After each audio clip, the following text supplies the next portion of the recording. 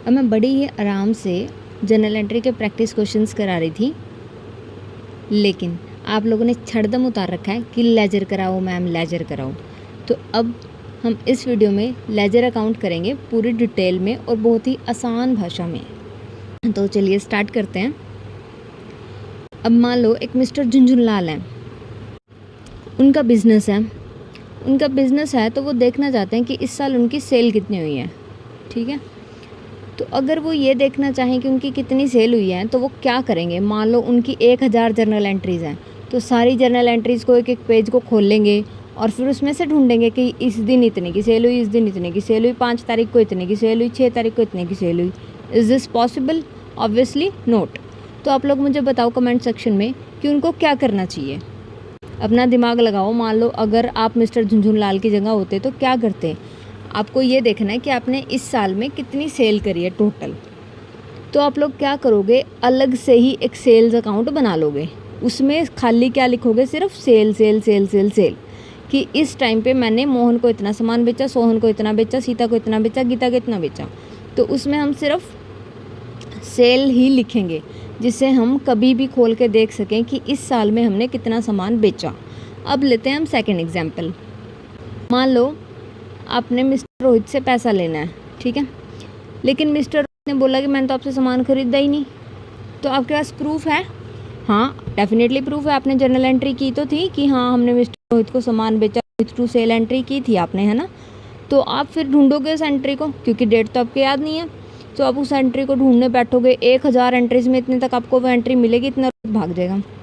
अब क्या करोगे कि आपने मिस्टर रोहित के साथ जो जो भी डील हुई है एक अलग से अकाउंट बनाओगे। ठीक है, ऊपर लिखोगे मिस्टर रोहित और फिर नीचे लिखोगे कि आपने उसको कितना कितना सामान सेल किया है। ठीक है, तो खाली रोहित से आपने कितना पैसा लेना है, तो ये आपसे उनका झगड़ा नहीं होगा।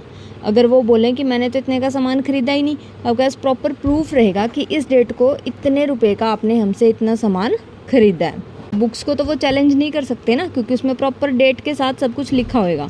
तो इसलिए लेजर अकाउंट क्या होता है, जर्नल एंट्री होती है वो एंट्री जो हम बुक्स में सबसे पहले करते हैं, कि कोई भी ट्रांजैक्शन हुई साथ की साथ जर्नल एंट्री होती है।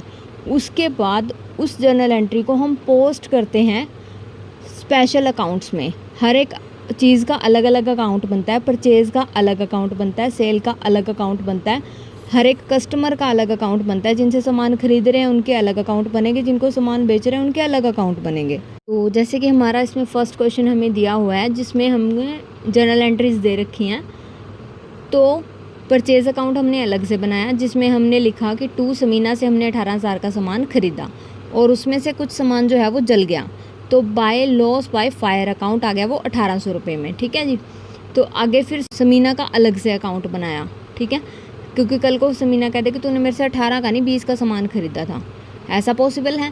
तो हम बुक्स उसी टाइम खोल के उसके आंखों के आगे कर देंगे। ये देख, हमारे पास प्रूफ पड़ा है कि बाय परचेज अकाउंट 18,000 समीना के अकाउंट में।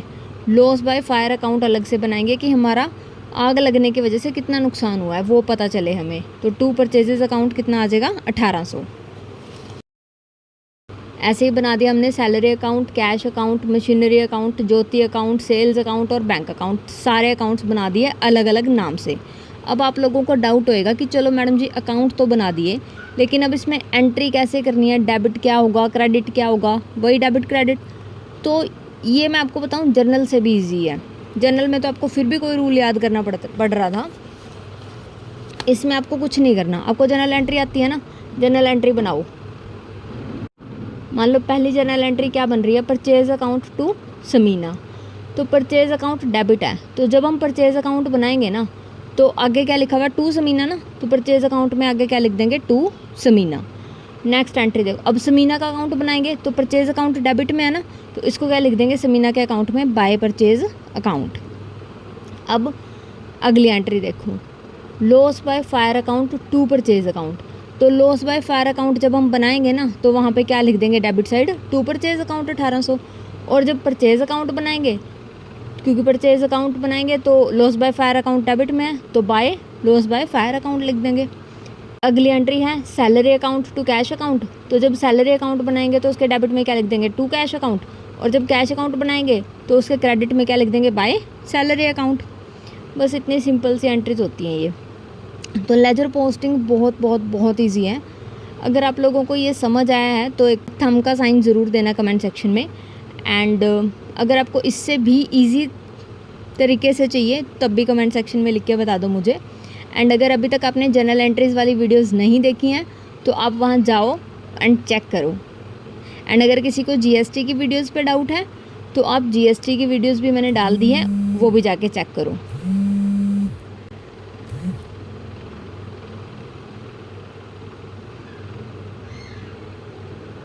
आपको प्रॉपर जीएसटी का मीनिंग एंड सब कुछ क्लियर हो जाएगा इस वीडियो से। Okay, thank you so much for watching the video.